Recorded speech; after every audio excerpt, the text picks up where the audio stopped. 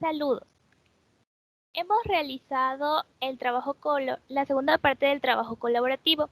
Nuestro grupo de métodos numéricos está conformado por Santiago Bonilla, Cristi Largo y Nicole Román. Para esta segunda parte se han planteado dos ejercicios. El primero se va a realizar mediante trazador cúbico natural. Se desea aproximar el perfil superior de la figura, en este caso un perrito, para lo cual hemos utilizado como primera parte la aplicación GeoGebra. Esta nos permitirá dibujar varios puntos alrededor del perfil del perrito, ya que cuenta con una cuadrícula y un plano cartesiano. Dentro de sus herramientas básicas tenemos esta que se llama punto. Esta nos va a permitir realizar varios puntos alrededor del perfil del perrito, lo cual nos va a ayudar para poder colocarlos dentro de nuestro programa. Entre más puntos tengamos, será más sencillo y saldrá de mejor forma el perfil en nuestro programa. Por eso, la distancia entre punto y punto no debe ser mucha.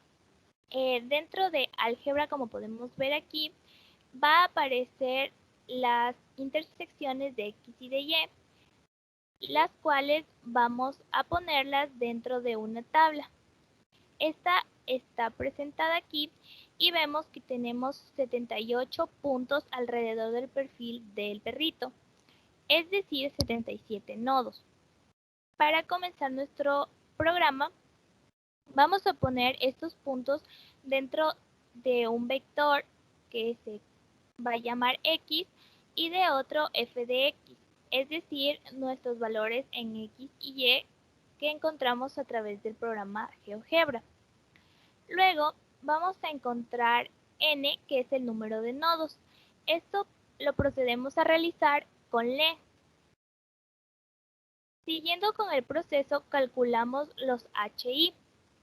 Esto se realiza a través de un for que va desde d1 hasta n-1, con la fórmula de x y más 1 menos xi. Para calcular los coeficientes ahí tenemos que tener presente que esta es igual a los valores de f de x. Luego calculamos los coeficientes ci. Para esto utilizamos en primer lugar un for que va desde 1 hasta n-1.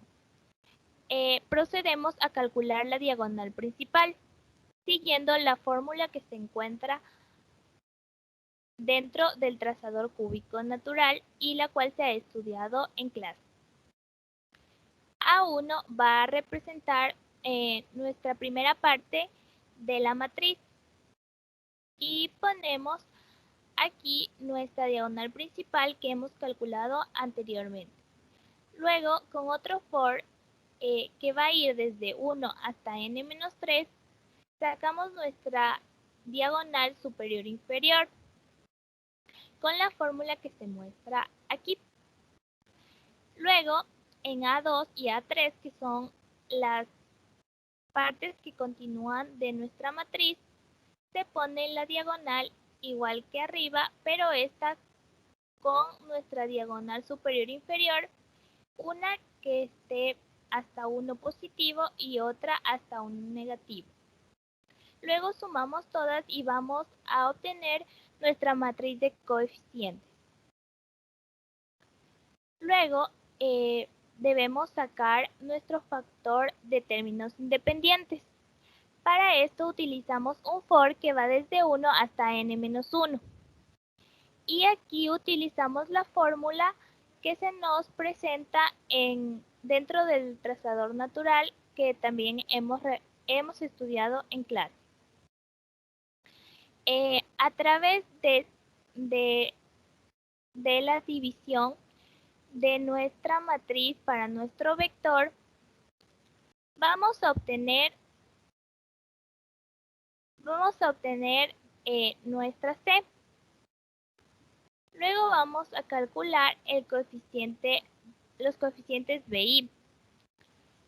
Para esto utilizaremos los coeficientes antes resueltos, que serían C y A. Aquí también vamos a utilizar un for que va a ir desde 1 hasta n-1. Y vamos a seguir la fórmula.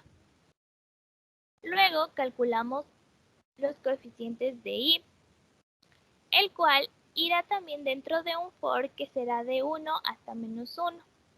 Y para esto, de igual manera, utilizamos la fórmula que está preestablecida con los coeficientes antes calculados.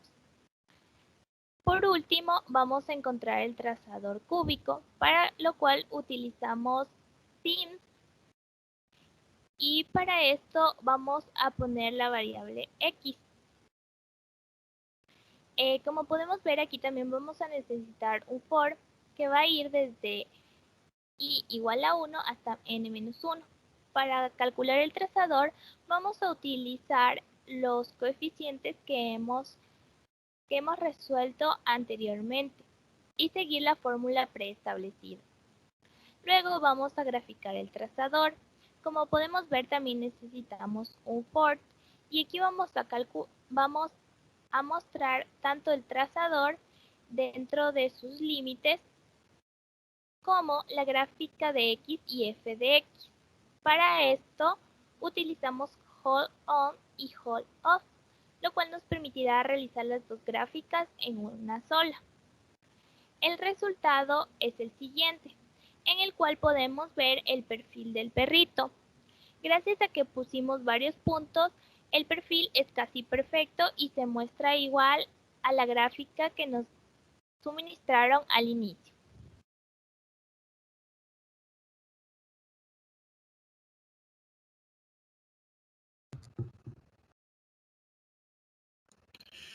Bueno, ahora con respecto a la siguiente parte, en la que es la resolución de una ecuación diferencial.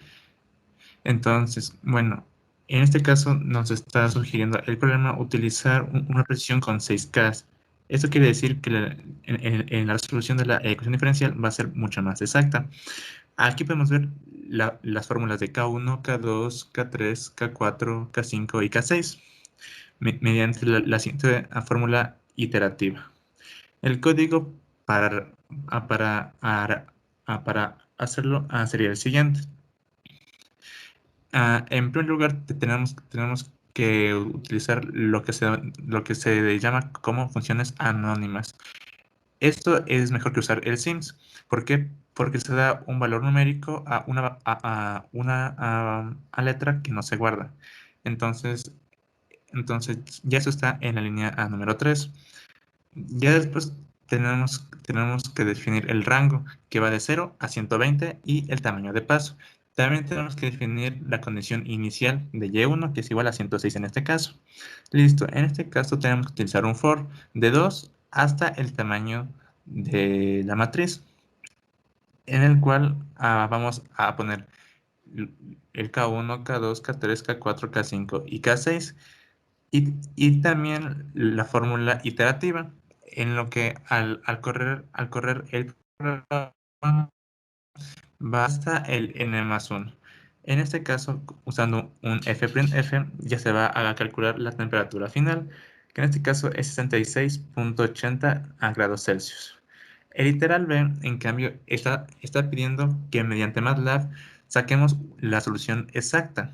En este caso se va a utilizar la función OD45 que tiene MATLAB, igual que otras como es el OD21, el OD30, el OD213, así.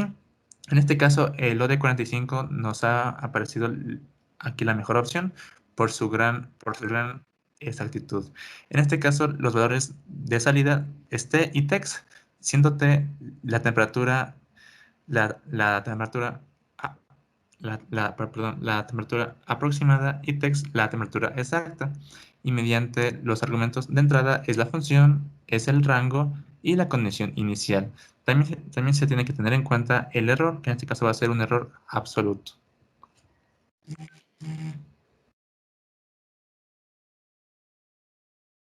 Bueno, continuando con el literal C, vamos a graficar la temperatura exacta versus el tiempo y la temperatura aproximada versus el tiempo. Para eso, con el comando plot colocamos el tiempo, y que es la temperatura aproximada, en color magenta. Con el comando hold on agregamos la otra gráfica de temperatura exacta versus tiempo de color verde. Como podemos observar, obtuvimos la gráfica que se ve a continuación, donde la temperatura en color magenta es la aproximada y en verde es la exacta.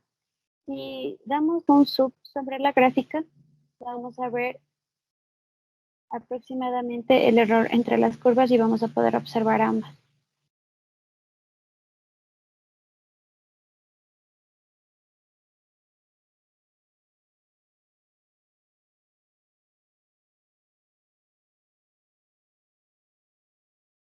Como podemos ver, cada vez que hacemos zoom se puede distinguir la distancia entre la temperatura aproximada y la temperatura exacta.